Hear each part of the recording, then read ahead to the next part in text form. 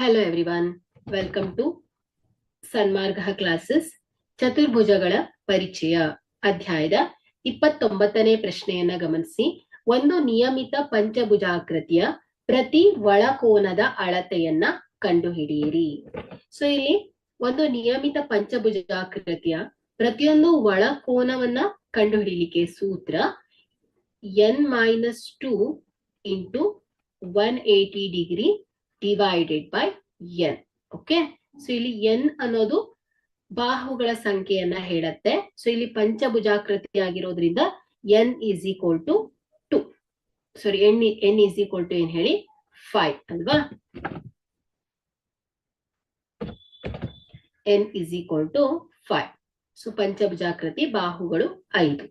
So ಇಲ್ಲಿ 5ಅನ್ನ ನಾವು ಈ ಸೂತ್ರದಲ್ಲಿ ಅನ್ವಯಿಸಿದಾಗ, ಸೊ 5 ಮೈನಸ್ 2 ಗುಣಿಸು 180 degree divided by 5. So is equal to 5 minus 2 3 ಗುಣಿಸು 180 ಡಿಗ್ರಿ ಡಿವೈಡೆಡ್ ಬೈ 5. ಸೊ 5 1 5, 5 3 15, 5 6 30.